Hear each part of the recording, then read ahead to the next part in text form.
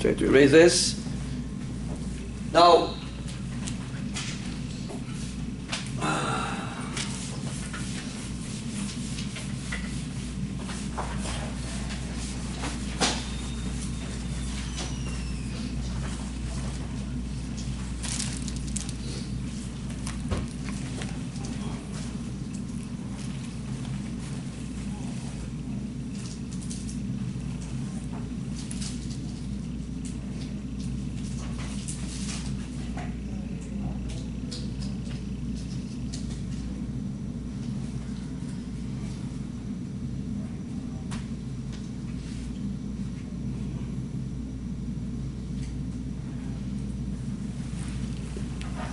okay, so after discussing with you today about heart disease and MI and ischemic heart disease, let me just double check if I have this turned on.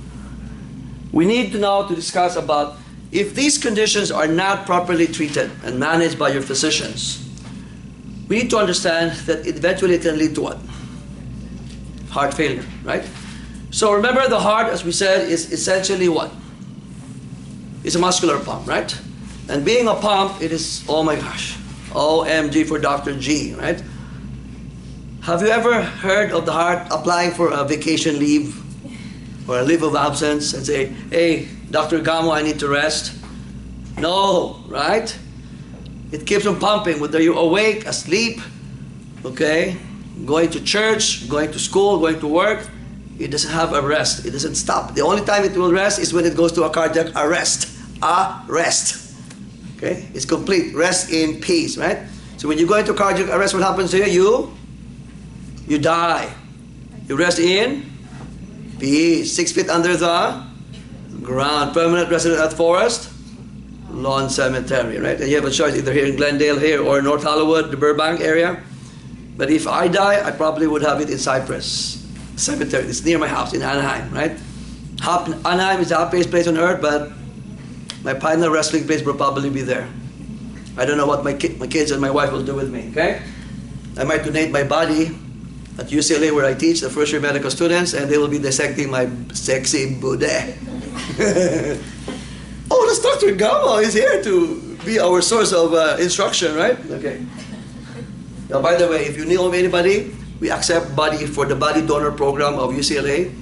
And I'm not kidding. You might, it's gross, but it's, there are people, instead of spending money for cremation or other things, we can donate your body. Okay, good. Okay, now, heart failure. We said the heart is what? It's a pump, right? It's a pump. It has 4 chambers. We said right atrium, right ventricle, left atrium, left ventricle. What is the main pump class? The left ventricle, right? Okay. So apparently there are 4, as you can see here. This is the heart. It's the left ventricle here. This. The heart pumps to the left ventricle.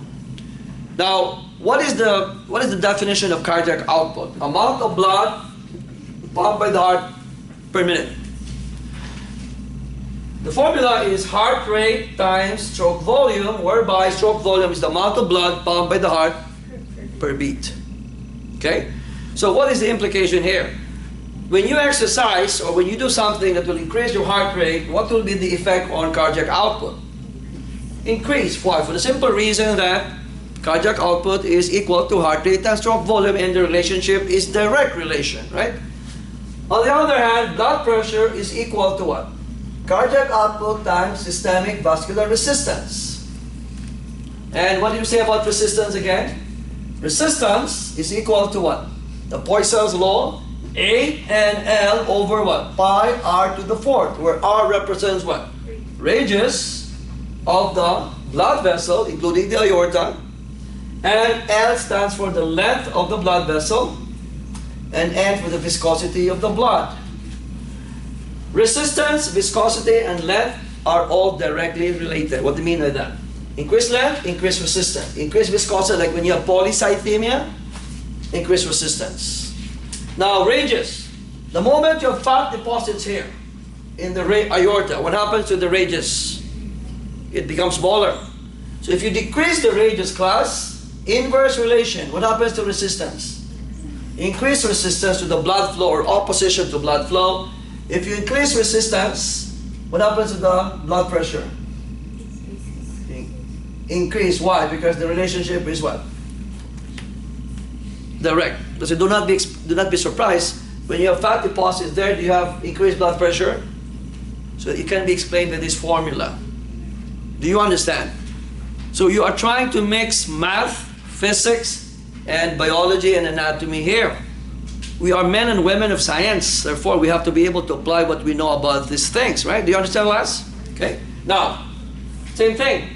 So, if you, as you can clearly see here, if you increase cardiac output, the blood pressure can go up, right? And then of course resistance, the same thing with blood pressure going up.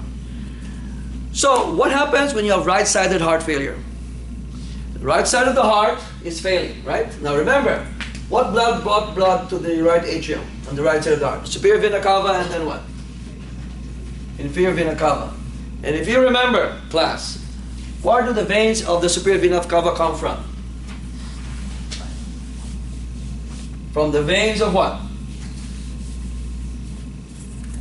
Veins of the head, the neck, and the upper limbs, right?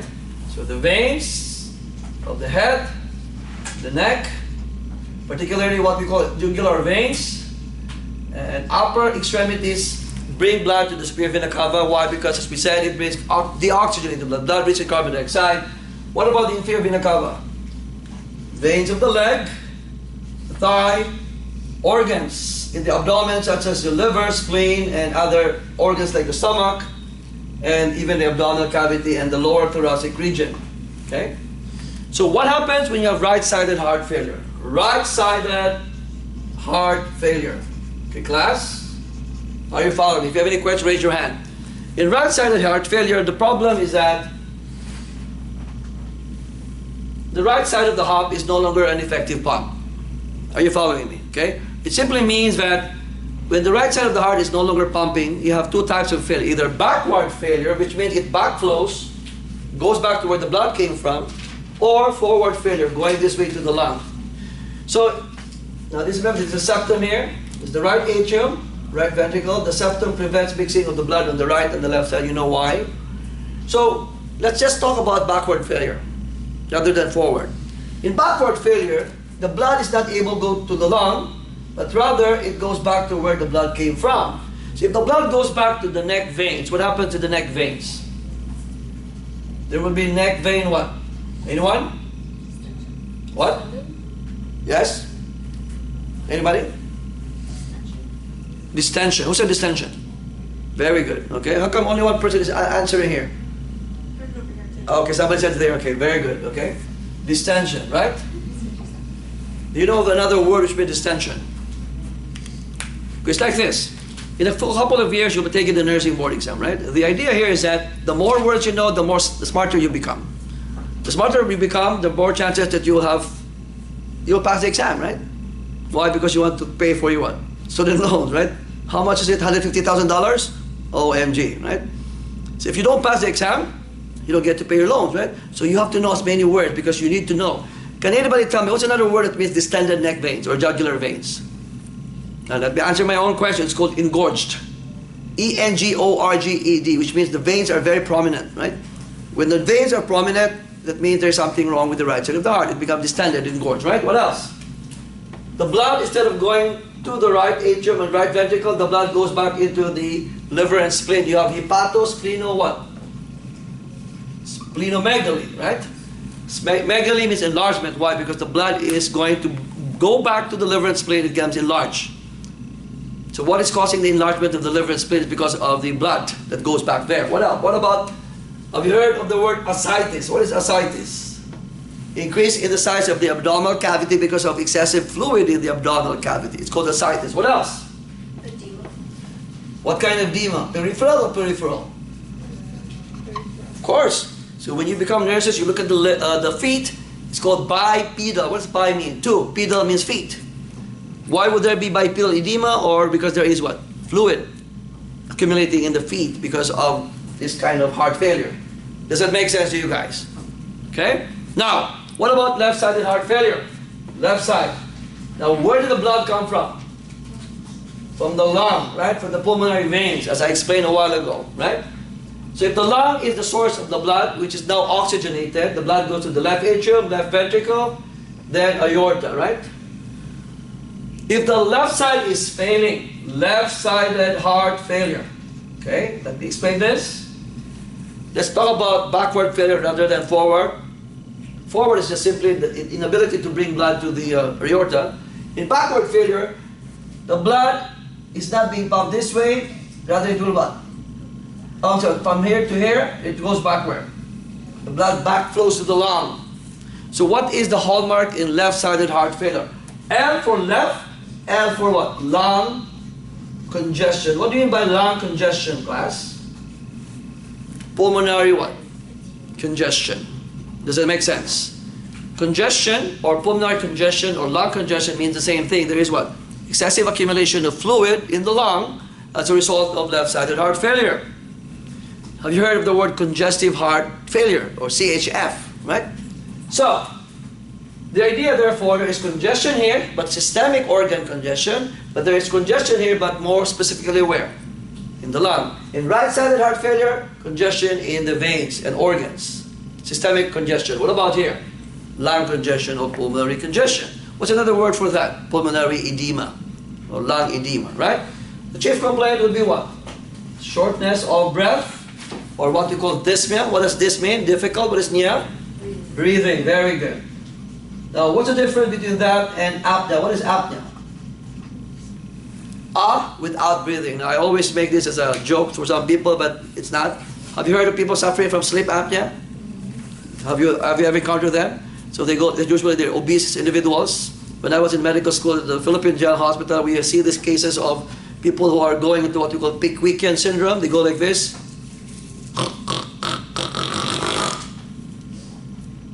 Stop breathing for 4 or 5 seconds.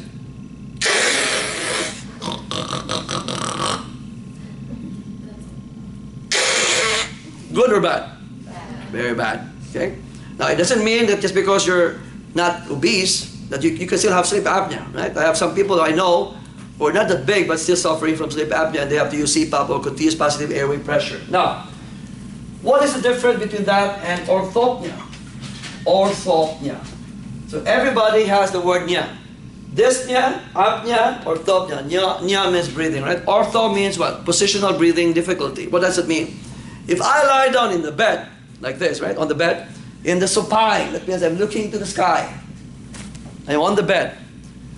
There's difficulty of breathing while lying in the supine and relieved by what? Sitting in high back rest. Why? For obvious reasons. When you sit, when you lie down in bed in the supine position like this is the bed at my back, all the fluid and the blood will be in the lung, all over the place. So you're not drowning in your own blood. Do you understand what I'm saying? So, I can't breathe. And you what? You sit down and you get relieved by this, right? Does it make sense? Okay? Because why? When the blood starts to go down, it allows the expansion of the upper areas of the lung. Does it make sense to you? Okay? So, what else? Would you have coughing out of blood sputum? It's called hemoptysis, right? Okay, what else? When you auscultate with your stethoscope, you'll be able to have what? Crackles, or what we call ralphs. The example I gave in the last class was like this, right? Crackles means what? Pulmonary congestion. Okay? And then of course, there's a lot of anxiety, coughing out blood in sputum, ralphs, crackles. The idea therefore is that one must be able to differentiate one from the other. Now very often they could actually be combined later on. Right? Now what can lead to mostly right-sided heart failure is what? Left or lung conditions. Remember what comes after the right side? The lung. Remember the word chronic bronchitis, emphysema? In fact, this is a question in your signature assignment, right? Okay. Why would there be problems when you have bronchitis and emphysema? What happens to the blood pressure in the capillaries? It goes up. It's called pulmonary what? Hypertension. Have you heard of the word pulmonary hypertension? How many of you have worked on your signature assignment? Oh, no wonder. You don't understand what I'm trying to say, okay? Okay, when do you plan to do that? When is week 6? Oh my God, 2 weeks from now, right? Today's week 4, right? So it's okay. I know most people do it the day before the deadline. Is that the best thing to do? No, of course not, but that's the millennial way of doing things, right? You're all millennials. I'm a baby boomer. But if I were in your shoes, I would have done this what? First week of class, right? Okay, anyway, it's okay. Now, I'm not going to do a sermon on the mount, right? About biblical story, okay? If you really want to be successful in life, wake up at 4 in the morning to study. That's what I used to do, right? 10-year-old, I would wake up at 4, why? Just to study. How many wake up at 4 just to study? No one, okay, no one out. You home tell me wake up at 8, yes. Okay, now, when you're dealing with heart failure, therefore, there are certain drugs that we give this patient, right? One of them is called Lasix, especially when your lung is filled with blood, you have to give Lasix. Why is Lasix? It's called a diuretic, right? That's otherwise known, the generic name is furosemide. Why would be Lasix important? Lasix will allow the water, and remember, blood is plasma, plasma is fluid, to get rid of the fluid in the lungs and allow the fluid to go where? In the wee-wee. Very good, because it has an onset of action within what? 2 minutes. Very, very effective, right? Okay. Does that make sense to you? Okay. Now, the problem there is that it's non-potassium sparing, which you will learn later on in detail, right? In other words, you end up with problems with the potassium levels in the blood because it's not potassium sparing. It's very, very effective. So you have to monitor the blood potassium levels. Now, the second drug is called digoxin. What is digoxin? Lanoxin, or what we call digitalis, right? This drug, number one, positive inotropic effect. What do I mean by that? Positive inotropic effect simply means that it makes the muscles become stronger. It's called increased myocardial contractility. What else? It has a negative what? Chronotropic effect. What do I mean by that? Negative means lowers, chrono means heart rate. So instead of the heart jogging, you want the heart to be what? Walking.